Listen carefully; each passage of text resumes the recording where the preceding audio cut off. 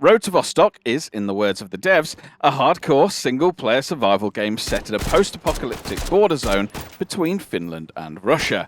The goal? To survive, loot, plan and prepare to cross the border into Vostok, a permadeath zone where one mistake can end it all.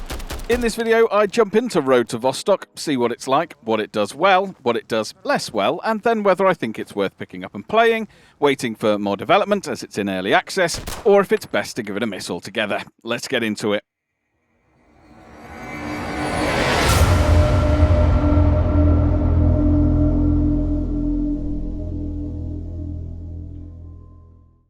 Road to Vostok, released on the 7th of April 2026, is currently listed on Steam for £16.75 or $19.99 US, which is its full retail price at the time of recording. However, according to SteamDB, it has been as low as £12.56 or $14.99 when on sale. Now, I am going to preface this review with the fact that Road to Vostok is early access, and pretty new to early access, so all of the information here and this review is based on the game as it stands today. Make sure you have a look on the roadmap, which is linked in the description, and check out the game's info to see if anything's changed. Now, let's get stuck in. Whilst the game world in Road to Vostok is set in post-apocalyptic times, the enemies that face you are not zombies, but different tiers of AI factions. All of these factions are hostile, with no friendly NPCs, with each AI faction having access to different levels of equipment. The three factions found in the game are bandits. These bandits can be found in Area 05 and are deemed to be easy AI.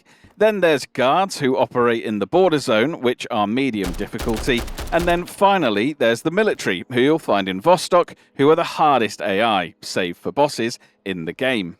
The game does a good job of making itself feel somewhat open world. However, Vostok is not open world and doesn't claim to be. It is, in essence, a series of levels or maps, each of which have different buildings and themes to them, and each sits within one of the three different zones. I mentioned these zones when talking about the enemy AI, but to go into more detail, each game map is split into one of three zones. There's the starting zone, called Area 05, which is guarded by bandits and grants low-tier loot. In Area 05, you'll find the village, which is where you spawn into the game, the highway, which, you guessed it, is a map based on a section of the highway, and then there's the school, which, yes, has a school as the main focus point of that particular map. And then, finally, in Area 05, you have Outpost. Once progressing through Outpost, you get to Minefield, which is the only border zone map at the time of recording, which is where you can find medium-tier loot and guards who'll try and kill you on sight. Finally, after moving through the Minefield, you get to the deathly Holy Grail, Vostok, where, if you die, your game gets deleted as it's permadeath enabled. More thoughts on that in a little while. The map design from the maps I've played on, I've spent most of my time in the village, highway and school, is very, very good. The maps, whilst they aren't huge, do a really good job of making you forget momentarily that you're not in an open world game. You are free to roam and explore the map area at your will. Well, you'll have to kill some AI who'll try and stop you, but other than them, you can explore the maps, enter buildings, loot a wide variety of containers, and come across shelters. Shelters seem to be a key part of the game in Road to Vostok. They are, in essence, a safe house for your character, where you're free from enemy AI, you can store anything you've looted, create a cooking station for you to be able to craft food recipes, decorate with any furniture you've brought from a trader or that you've unlocked via tasks from the traders. You can find a couple of shelters in each of the maps the world gives you. In the village, there's 3 in total. To unlock them, you either have to find a key whilst out looting, or complete a task to be given the key by a trader. And now that I've mentioned the traders a couple of times now, it's probably fair that I give them a little bit of an introduction and an overview too. These are the only NPCs in the game that you can interact with, unless shooting bullets at one another is interacting, in which case I guess you can interact with the enemy AI. But the traders serve a couple of purposes. They can be used to trade with, where you take them some of the loot you found during your exploration, and then barter with them to see if you can agree on a swap. I say barter, these are trades which are stacked against you. The trader charges a tax on top of the fee for the item, a tax which does reduce if you do a number of tasks for them.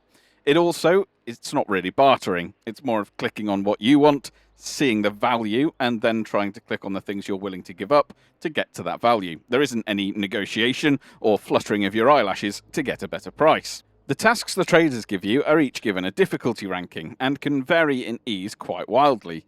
Sometimes something you think will be fairly simple isn't, and some of the more complicated stuff can be solved with things you've already found.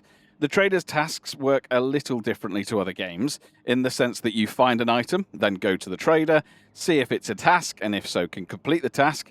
You don't take the task and then go and find the item. Overall, the traders, I feel, work quite well. The generalist trader and I effectively became best friends. Well, he became my best friend. He didn't seem that fussed about me, as I'd often go to him to trade in items for vital things like drink and food. Of course, you can buy furnishings from the trader for your shelter if you so wish, to jazz up the inside and add any additional container space. Moving on from the trader, let's talk about another thing that Road to Vostok does well in my opinion: combat. The gunfights, when they happen, are quite good fun. The guns feel like guns, they feel like the core and key component that they are to the game. This may sound obvious, but there's some games where shooting doesn't really feel like shooting, or where the sounds and the guns don't quite add up. They work nicely here. I also wouldn't say that the combat is too easy or too difficult. You stand a better chance generally at shooting from range. Engaging targets from far away seems to be the weakness for the base level of AI, but shooting one in the head from range feels awesome and rewarding when you get it right. Close quarter gunplay is fraught with tension. Their aim is a lot better when you're standing a few meters away, and this can make it quite a bit of a gunsling, the first to shoot often being the one that wins out. The fact that the AI is capable, but not marksman level of difficulty, at least at the bandit level, means that you aren't encouraged by the game to run around shooting at things willy-nilly. I found myself slowly, sometimes painfully slowly, crouch sneaking around houses, buildings, vehicles, boulders, and barriers. I knew that if I could see the enemy first, before they saw me, I stood an excellent chance of taking them out quickly. The game made me feel like my life mattered. I couldn't go gung-ho, I needed to take it steady. There were times where I learned the hard way. That going loud was pretty stupid. The AI can make you look a little silly at times. I recall one time I shot at a few AIs outside of a building, walked inside, checking my corners, and then walked into a room and was gun-rushed by an AI waiting for me in the corner. I died as a result, and this is where perhaps we start to talk about some of the frustrations with the game. So there's a lot that I really like about Road to Vostok. The map design, the leveling up of AI enemies, the exploration, looting, combat, gunplay, and making my life feel fragile. But there's some elements which have left me scratching my head a little. The game does not hold your hand. There is a limited tutorial, but the word tutorial is doing a lot of the heavy lifting there. The tutorial the game gives you is a series of text written on boards or signs in some form of town hall or theatre. It allows you to read about certain aspects of the game, and then, with the containers underneath each sign, you can have a physical go at, for example, equipping a gun, or adding an attachment, or putting a pair of boots on. Now, I love games that don't hold your hand personally, and that are suck-it-and-see type games where you learn by doing things wrong. But I do think the tutorial, if it's to serve a purpose as a tutorial, should have a small zone where you at least get to walk around, equip a gun, shoot at some AI, chat to a trader, heal a wound, and perhaps get some of the core mechanics down. In its current form, it could be condensed into a field guide, which isn't a bad thing, but there's a fun and interactive way to show people the core elements of the game they need to know before jumping in. Project Zomboid is one example of a game that wants you to hate yourself, but does a stellar job in its tutorial. Then there's the small matter of only being able to have one save going at a time. Something minor, yes, but sometimes in games like these, it can be nice to have one run, which perhaps I used to drop in and test some different mechanics out, or potentially I have a run where I play in a certain way, and then another which is perhaps my proper save. Limiting us to one save at a time feels a little constrictive, but as I say, this is a fairly minor thing. Whilst the combat and the gunplay is fun and rewarding, as I've already discussed, one thing that for me leaves a little to be desired is the way enemy AI spawn into the map areas. Every map area has a maximum of 10 total AI enemies. Not at the same time, but during the time at which you've got that map loaded. Then, to further complicate matters, there's only 3 active AI at a time. So, if there's 3 in the map, you kill one, one respawns to bring you back up to that number 3. When you've killed 8 enemies, there's no respawn, so there's 2 enemies left, and no more can be spawned as it's capped at 10. I hope you're still with me. This does mean, though, that you can go from one side of the map to the other, killing all the enemies you see, only for the AI to potentially spawn back where you started and start getting into the buildings that you cleared. It also means that you can completely clear a map zone of enemy AI, enabling you to go off on your merry way, looting with no risk. Which sounds great, right? But then you're kind of left skipping around an empty map with no risk, which has an upside and a downside. You're free to roam, yes, but that tension that the game builds up so well when you know that there's enemies around dissipates and takes away from the experience, in my view. The other frustration for me is that every time you reload a map area, the AI and loot respawns. Now, this doesn't sound like a bad thing initially, but when you factor in that going into your shelter means that you're out of the map zone as you load from the map to the shelter, and then you go out of your shelter back into the map zone, everything's reset. New loot and another 3 active enemies with a cap of 10 enemies overall. Go into the school map, new enemies, come back to the village after you've been to the school, new enemies, go into your shelter and then come back out, new enemies. You may just be thinking, oh, that's fine, I just won't go into my shelter then. Tough luck. To save the game, you have to be in your shelter. You cannot save the game from any other location. It saves automatically when you get inside your shelter. And this, whilst it keeps you on your toes for sure, means that you find yourself re-exploring the same map areas, the same containers, to kill the same enemies in the hope of finding different loot. This is more of a problem when I talk about the next thing that leaves me a little confused or uncertain, or perhaps a little unfulfilled, which is progression. I understand that I clear and loot the village, then I can clear and loot the school, clear and loot the highway, then clear and loot the minefield, and then go and do the same in Vostok should I dare. Or I can do those in any which way in terms of order that I fancy. But I'm a little unsure as to the why. Why do I want or need to progress? This isn't helped, in my view, by the shelters and how difficult it seems to me to get a shelter key. I looted the entirety of the village a couple of times, cleared the school map and visited and looted a fair chunk of the highway map, finding more shelters available in those maps too, but no shelter keys in any of the looting I did in my 10 plus hours playing the game ahead of this review. This means that should I want to progress in the game, I must go from the village to the next map, to the next map, to the next map, and then do the return journey, all with one rucksack-sized amount of loot, whilst not dying in the process. This is perhaps further challenged by the fact that to go from one map to the next, you lose a certain amount of hydration, energy, and time during the transition to the next map. And every time you do one of these transitions, not only do all of the loot containers of that map area respawn, but so do the enemy AI, as I mentioned earlier. So for me to go from my shelter in the village, which is the only one I currently have access to the Vostok Zone, should I wish, I'd need to go through at least 4 map transitions. Each map has 10 AI before the area is neutralized, with 3 active AI at any one time, meaning that for me to go from the village to the Vostok in one swoop at present means I'd encounter 8 map transitions. All of this without being able to save the game as well, because the only way you can save the game is by being in your shelter.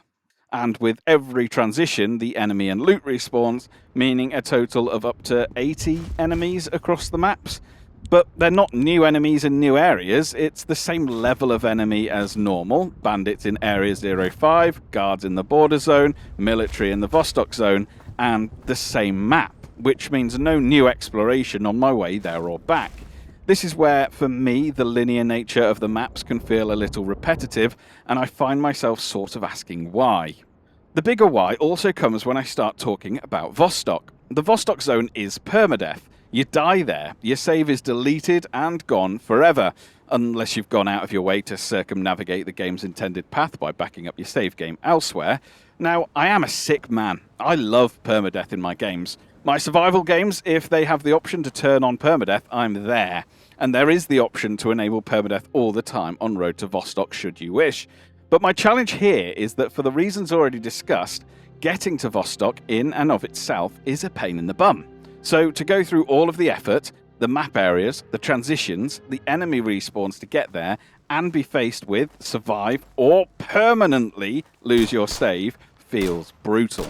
Pair this brutal reality with the fact that in the village map, if it wasn't for my bestie in the trader and the fact I was able to sell him guns in return for juice, I probably would have died. Not from a bullet wound, but from the fact that I found, in my 10+ hours of playing Road to Vostok, one bottle of water. I almost died in the school map from thirst because the trader there was a doctor who rarely seemed to offer up any liquids, and then you're in the hands of the RNG gods to find anything that gives you a semblance of hydration. So with all of this in mind, I do find myself at the moment asking myself, why am I doing this? Why am I leaving my shelter again and again to kill the same enemies again and again, to loot the same containers again and again, to trade the same guns to the same trader again and again, to go to the next map zones again and again, to do the same things again and again? Why? Because despite these frustrations, and despite the fact that if I fail to find another shelter key, or I can't get the luck from the RNG gods to find the items to complete the trader tasks and get a key that way, I find myself still wanting to play the game. I find myself wanting to come back and be on edge, be rewarded for slowly sneaking around, engaging in rewarding gunfights against enemies that can catch me off guard if I make a poor decision. I find myself wanting to go back into maps that I've already explored to see if I can find a shelter key or to see if I've missed any containers. I find myself wanting to unlock the beige, somewhat dull furnishings for my shelter so I can store more of my hard-fought loot. And this is early access, so if I have the yearning to come back already, surely with more maps, more AI, more traders, more content, it will only get better. So the big question, Road to Vostok, is it worth a buy, a try, or should you leave it for now? Well, I think the signs are there that this could be a really good game. You will need to deal with the fact that you can't save the game at will, and you need to be at your shelter to do so. This means that you have to commit a chunk of time to play and perhaps plan out what you're going to do more than you do in other games. You will also need to be up for returning to the same maps to try and get different looting outcomes, and you will have to take the risk of losing your entire save should you make it to Vostok. But here's the thing, you don't have to go. You can stay in the maps where there's no permadeath, and they are plenty fun enough. I also think a key aspect for any early access game is the roadmap, and this looks promising with more maps planned, AI versus AI combat, a quest system, destruction system, sea system, and more still to come. In summary, for me, there's enough there to have fun now. It's got its core mechanics down, it's got good quality maps that feel different to one another, and it does justify its £16.75 or $19.99 US price tag. Yes, there's frustrations. Yes, there's some quirks. Perhaps water doesn't need to be rarer than unicorn poo. But the overall map design, the atmosphere the game is able to create, the tension, the satisfaction of shooting the enemy in the distance that doesn't even know you exist, makes it worthwhile, and makes it worth a punt, in my view. Thanks so much for watching. Please do like the video and subscribe if you're new around here, and let me know down in the comments below, have you played Road to Vostok? What do you make of it? I've been DeadZedje, and I'll catch you on Monday for my Let's Play, and Wednesday for another new video. Catch you later.